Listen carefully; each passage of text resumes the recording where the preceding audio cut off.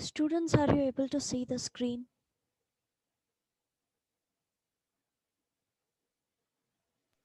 Yes, ma'am. Yes, ma'am. If you have any problem regarding yesterday's topic, you can ask me.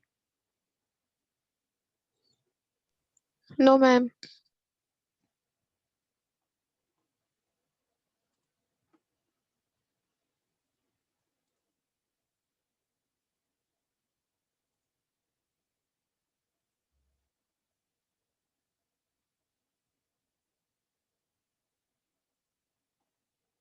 Okay, so today we have to start India's nuclear policy. अब India की nuclear policy में क्या हुआ था, जब बाकी जो super powers थी उस समय उन लोगों ने डिसाइड कर लिया था, उन्होंने अपने न्यूक्लियर वेपन्स जो हैं वो पूरी तरीके से डेवलप कर लिए थे, ठीक है। और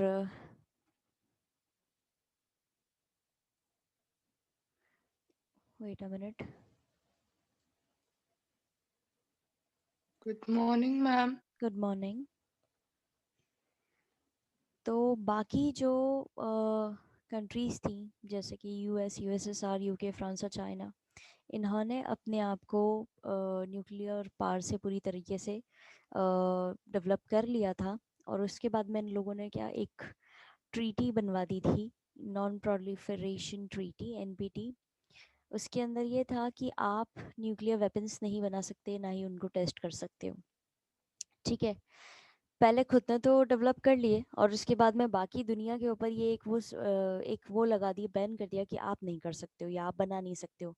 तो ये जो चीज़ थी ये इंडिया के लिए बहुत ही ज़्यादा, इंडिया को लग रही थी कि ये बहुत ज़्यादा डिस्क्रिमिनेटरी है, यानी कि इसमें भेदभाव हो रहा है कि आपने खुद ने डेवलप कर लिया और उसके बाद आप बाकी देशों को मना कर रहे हो।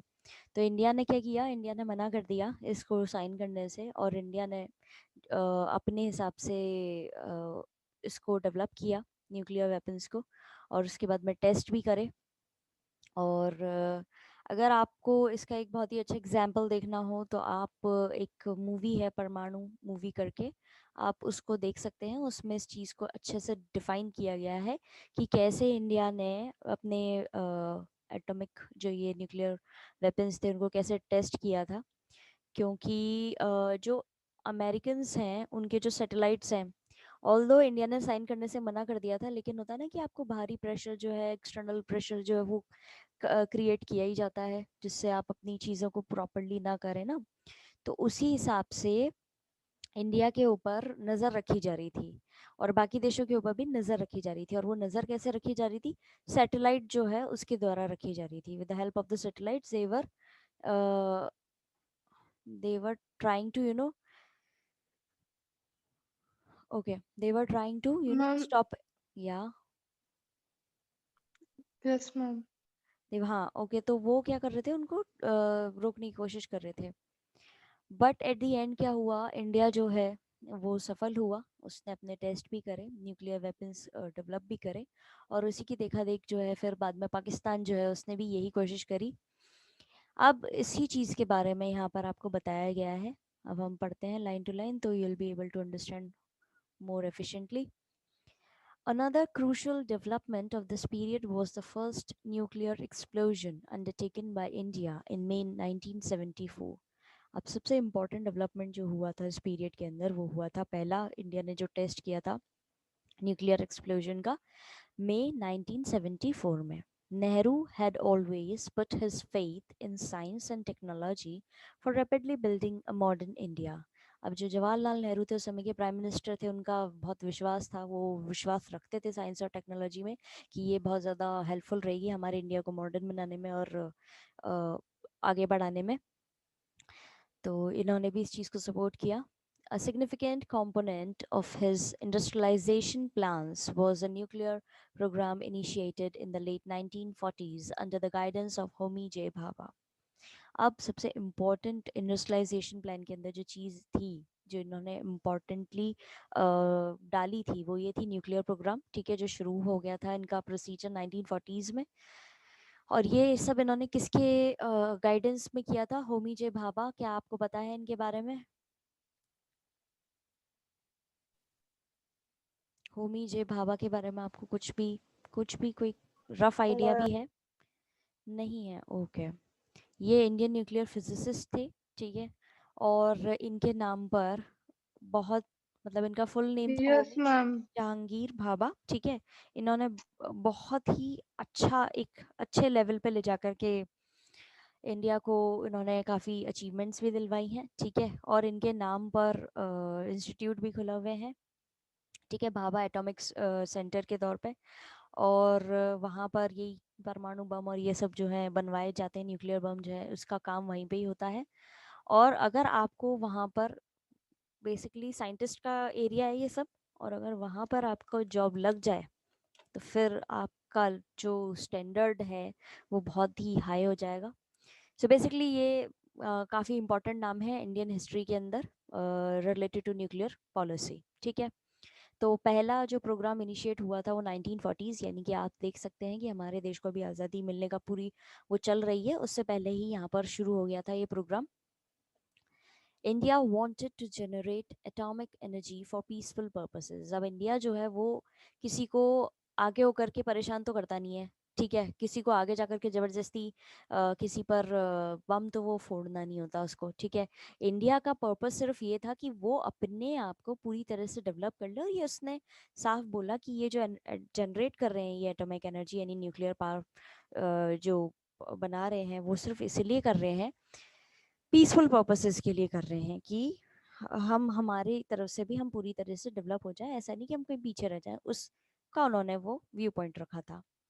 Nehru was against nuclear weapons, हालांकि नेहरू जो थे वो न्यूक्लियर वेपन्स के बिल्कुल खिलाफ थे। So he pleaded with the superpowers for comprehensive nuclear disarmament, इसलिए उन्होंने आगे जाकर के सुपर पावर्स जो थी उनके सामने एक रिक्वेस्ट की थी कि ये कम कर लिए जाए, न्यूक्लियर वेपन्स जो हैं ये ख़त्म करे जाएं या इनको कम किया जाए, इनका यूज़ नहीं किया जाए। क्योंकि आप सबको पता होगा कि हिरोशिमा और नागासाकी पे जब परमाणु बम या एटॉमिक बम गिराए गए थे तो उसके कितने सीवियर इफ़ेक्ट्स रहे थे, और कितने ज़्यादा डेंजरस डिजीजेस जो है उसकी वजह से फैले थे, और कितना ज़्यादा लॉस ऑफ लाइफ हुआ था। तो इसीलिए सब लोग जो हैं इस चीज़ से थोड़ा दूरी बना करके रखना चाहते हैं। However nuclear Arsenal kept rising. अब इनके रिक्वेस्ट करने से भी कुछ ज़्यादा चेंजेस आए नहीं, और जो दुनिया में न्यूक्लियर चीज़ें बन रही थी, वेपन्स बन रहे थे, वो बढ़ते ही रहे। When Communist China conducted nuclear tests in October 1964, the five nuclear weapon powers, the USA, USSR, UK, France, and China, Taiwan then represented China. Also, the five permanent members of UN Security Council tried to impose the Nuclear Non-Proliferation Treaty, NPT, of 1968 on the rest of the world. अब ध्यान देंगे यहाँ पर China जो word है वो किसके लिए यूज़ किया गया है, 1964 के अंदर जब कम्युनिस्ट चाइना ने न्यूक्लियर टेस्ट किया था अक्टूबर में, तब बाकी के जो न्यूक्लियर वेपन पावर्स थी जैसे कि यूएस, यूएसएसआर, यूके, फ्रांस और चाइना, यहाँ पे ये बोल रहा है कम्युनिस्ट चाइना, और यहाँ पे बोल रहा है चाइना, जो कि रिप्रेजेंट कर रहा था चाइना को कौन, ताइवान, जो अब अलग हो चुका है, ठीक है। इसलिए कंफ्यूज नहीं होंगे बिल्कुल भी। यहाँ पर जो सुपर पावर्स के अंदर जिस चाइना की बात हो रही है वो एग्जैक्टली एक्चुअल में कौन था, ताइवान था, ठीक है। तो जब कम्युनिस्ट चाइना ने अपना टेस्ट किया तब ये बाकी सारे लोग एक्टिव हो गए, और जो 5 परमानेंट मेंबर्स थे उस समय यूएन सिक्योरिटी काउंसिल के, उन लोगों ने क्या कोशिश करी, क्या इम्पोज करने की कोशिश करी, एक बैन करने की कोशिश करी, एक न्यूक्लियर नॉन प्रोलिफरेशन ट्रीटी जो है वो करने की कोशिश करी पूरे वर्ल्ड पर, on the rest of the world. तो ये इनका एक तरीका था जिससे ये दुनिया के अंदर ये और ज़्यादा ना फैले, ठीक है। India always considered the NPT as discriminatory and had refuse to sign it. अब इंडिया ने हमेशा इस एनपीटी को क्या बोला है कि डिस्क्रिमिनेटरी है, यानी कि भेदभाव हो रहा है हम लोगों के साथ में, और इसीलिए उसने कभी भी इंडिया ने इसको साइन नहीं किया, हमेशा रिफ्यूज ही किया है साइन करने से। When India conducted its first nuclear test, it was termed as peaceful explosion. जब इंडिया ने अपना टेस्ट किया तो उसने उसको नाम दे दिया कि वो peaceful explosion है. India argued that it was committed to the policy of using nuclear power only for peaceful purposes. और इंडिया ने ये भी अपना पॉइंट रखा कि हमने ये जो न्यूक्लियर पावर का टेस्ट किया है ये पीसफुल पर्पसेस के लिए किया है, और अंडर द पॉलिसी, यानी पॉलिसी के अंडर ही है, यानी कि हमने किसी पर हमला नहीं किया है, आपको फर्स्ट पैराग्राफ के अंदर कुछ समझ में नहीं आया हो तो अभी आप पूछ सकते हैं।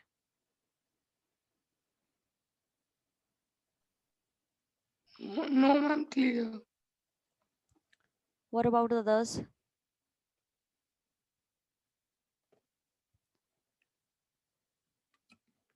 Yes, ma'am, clear.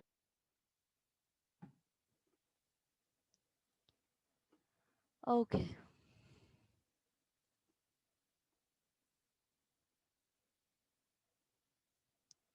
देन ये जो पीरियड था न्यूक्लियर टेस्ट का, ये बहुत ही डिफिकल्ट पीरियड रहा था डोमेस्टिक पॉलिटिक्स के हिसाब से देखा जाए तो, जो घरेलू राजनीति चल रही थी। क्योंकि 1973 के अंदर अरब इजराइल वॉर हुआ था, ठीक है, और पूरी वर्ल्ड जो है उससे उस पर असर हुआ था उसका, क्योंकि अरब के अंदर ऑयल जो ऑयल के एक तरीके से भंडार हैं वो सारे वहीं पर हैं, ठीक है। और जब किसी भी देश के दो देशों के बीच में लड़ाई होती है तो क्या होता है, इन्फ्लेशन होता है, यानी महंगाई बढ़ती है। अब आप समझ सकते हैं कि ऑयल जो है वो कितना कॉस्टली आता है, ठीक है। अब वहाँ के ही देश पर जब वॉर हो रहा है तो वहाँ की प्राइसेस वो ऑब्वियसली बात है बढ़ाएगा, जो ऑयल सप्लाई कर रहा है ऑल ओवर वर्ल्ड में। तो इससे क्या हुआ था, सब जगह बहुत ज़्यादा महंगाई हो गई थी, और जो इंडिया की इकोनॉमिक थी वो भी बहुत ज़्यादा परेशानियों में आ गई थी। इसके बारे में आप चैप्टर 6 के अंदर और अच्छे से पढ़ेंगे कि किस तरीके से पूरी वर्ल्ड मतलब इंडिया के ऊपर और साथ साथ वर्ल्ड के ऊपर इसका असर पड़ा था। The period when the nuclear test was conducted was a difficult period in domestic politics. जब न्यूक्लियर टेस्ट किया गया था जिस पीरियड में, वो डोमेस्टिक पॉलिटिक्स के हिसाब से भी काफ़ी डिफिकल्ट समय रहा था। Following the Arab-Israel War of 1973, the entire world was affected by the oil shock due to the massive hike in the oil prices by the Arab nations. अब अरब इजराइल वॉर हुआ है 1973 में, इसके कारण पूरी दुनिया के अंदर बहुत ज़्यादा महंगाई बढ़ गई थी, क्योंकि अरब कंट्रीज जो थी उन्होंने ऑयल की प्राइसेस बढ़ा दी थी। बहुत ज़्यादा हाइक आया था, एकदम बहुत ही ज़्यादा महंगाई हो गई थी। It led to the economic turmoil in India resulting in high inflation. इसके कारण इंडिया की इकोनॉमी तो वैसे ही बहुत मुश्किल से सर्वाइव कर रही थी, उसके साथ में यहाँ पर इन्फ्लेशन, हाई इन्फ्लेशन यानी कि बहुत ज़्यादा महंगाई भी बढ़ गई थी। As you will read in chapter 6, many agitations were going on in the country around this time, including a nationwide railway strike. आप चैप्टर 6 में अच्छे से पढ़ेंगे कि कई सारी प्रॉब्लम्स जो है समय कंट्री के अंदर चल रही थी, कई सारी चीज़ें चल रही थी उसी समय में, और साथ साथ पूरी इंडिया के अंदर रेलवे स्ट्राइक भी चल रही थी, तो बहुत ज़्यादा दिक्कतें आ रही थी। कई सारे डिफरेंसेस आपको पॉलिटिकल पार्टीज के बीच में दिखेंगे, ठीक है, एक्सटर्नल रिलेशंस के अंदर, कि कैसे बाहरी कंट्रीज से आपको रिलेशंस जो है मेंटेन करने चाहिए। कई सारी चीज़ें जो है वो एक ब्रॉड अग्रीमेंट पे भी सेट की गई थी, ठीक है। नेशनल इंटीग्रेशन को कैसे मेंटेन करना है, प्रोटेक्शन कैसे करना है हमारी इंटरनेशनल बाउंड्रीज का, और क्वेश्चंस भी उठाए जा रहे थे कि किस तरीके से नेशनल इंटरेस्ट यानी कि देश के हित में चीज़ें कौन सी हैं। इसीलिए 1962 से 1971 का जो टाइम है, यहाँ पर इंडिया ने पहली बार तो 3 वॉर्स भी देखे हैं, और उसके बाद में कई डिफरेंट पार्टीज जो है वो पावर में आई हैं समय से समय पर, और कई फॉरेन पॉलिसीज जो है उन्होंने भी इम्पोर्टेंट रोल प्ले किया है पॉलिटिक्स के अंदर। अब इसको पढ़ते हैं लाइन टू लाइन, तो आपको और थोड़ा समझ में आएगा clearly. Although there are minor differences among political parties about how to conduct external relations, Indian politics is generally marked by a broad agreement among the parties on national integration, protection of international boundaries, and on questions of national interest. भले ही यहाँ पर बहुत छोटे छोटे differences रहे हैं हमारी राजनीतिक पार्टीज में उस समय में, कि किस तरह हमें बाहरी देशों से रिश्ते मेंटेन करने हैं। इंडियन पॉलिटिक्स जो है वो जनरली क्या एक बहुत अलग तरीके से मार्क की गई है, जहाँ पर एक अलग सा एग्रीमेंट साइन किया गया था पार्टीज के द्वारा कि कैसे आपको अपने देश की इंटीग्रेशन को संभाल के रखना है, नेशनल इंटीग्रेशन जो है उसको संभाल के रखना है। प्रोटेक्शन ऑफ इंटरनेशनल बाउंड्रीज, वही जैसा मैंने भी आपको थोड़ी देर पहले भी बताया था कि किस तरीके से हमें अपने देश की बाउंड्रीज को भी मेंटेन करके रखना है बाहरी देशों से, कि कोई हम पर हमला नहीं कर दे, ठीक है। साथ ही साथ हमें ये भी मेंटेन करना था कि हमारे देश के हित में जो चीज़ें हो रही हैं उसको किस तरीके से मैनेज करना है। Therefore, we find that in the course of the decade of 1960 to 1971, when India faced 3 wars, or even later, when different parties came to power from time to time, foreign policy has played only a limited role in party politics.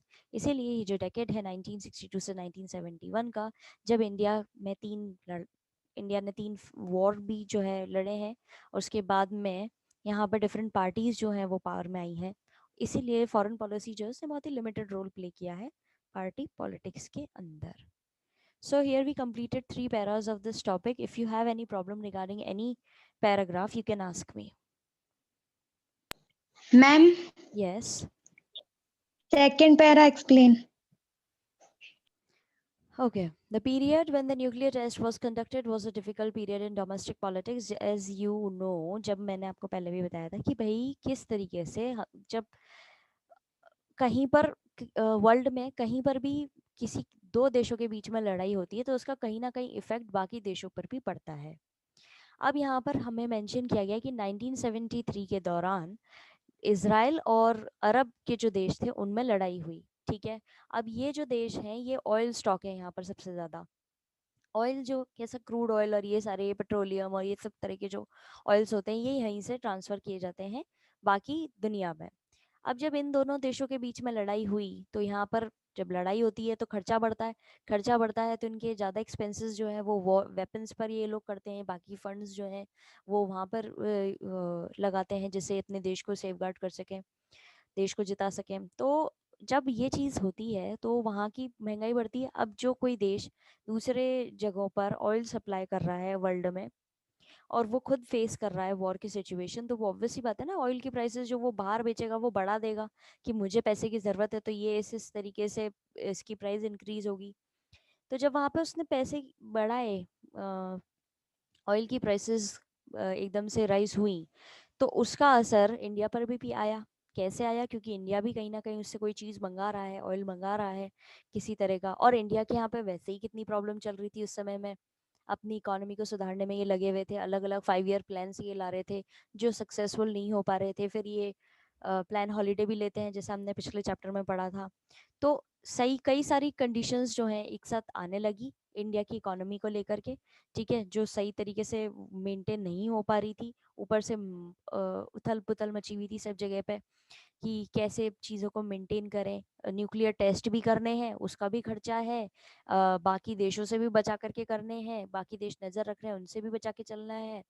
महंगाई भी बढ़ रही है उसको भी maintain करना है, लोगों का स्टैंडर्ड ऑफ लिविंग भी सही करना है, लोगों को एम्प्लॉयमेंट भी देना है. तो ये जो पूरा पीरियड था इसके अंदर बहुत ज़्यादा प्रॉब्लम्स जो हैं देखने को मिल रही थी.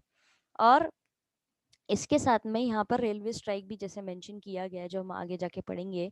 यहाँ पे पूरे रेलवे स्ट्राइक भी चल रही थी देश के अंदर. तो बहुत सारे जो है पॉइंट्स ऐसे इकट्ठे हो गए थे जिससे ये इस पीरियड जो है ये बहुत ज़्यादा डिफिकल्ट हो गया था. अब कोई भी चीज़ अगर देश में होती है तो उसमें आपके कहीं ना कहीं पॉलिटिक्स तो इन्वॉल्व होती ही है. ठीक है. क्योंकि देश को चलाने वाले लोग पॉलिटिशियंस ही हैं जो चला रहे हैं. तो जब ये इतनी सारी प्रॉब्लम्स आ रही थी तो जो राजनीति थी उस समय की, डोमेस्टिक पॉलिटिक्स का मतलब है जो देश के अंदर चल रही थी, वो जो पॉलिटिक्स थी वो भी काफ़ी स्ट्रगल कर रही थी सारी चीज़ों से कोप अप करने में. ये बोला गया है सेकेंड पैराग्राफ में. Is it clear now?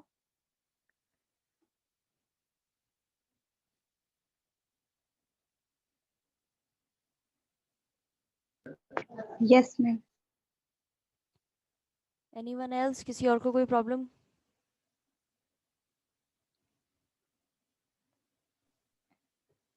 No, ma'am. Okay. Ma'am, no. So here we completed this chapter.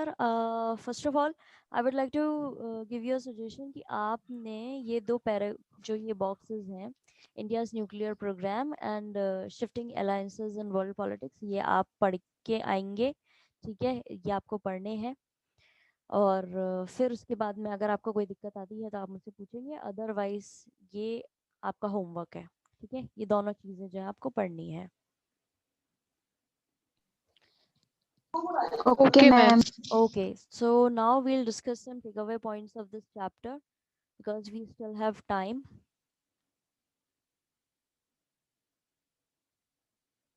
Are you able to see the screen? Yes, ma'am. Okay. Okay, before starting these takeaway points, I want to ask one thing कि आप लोगों को कल मैंने रात में project topics भेजे थे, आप लोगों को मिल गए? आपके ग्रुप में सेंड किए थे मैंने? Yes, ma'am. ओके किसी को कोई दिक्कत उस प्रोजेक्ट टॉपिक्स के अंदर कुछ चीज़ समझ में नहीं आ रही हो?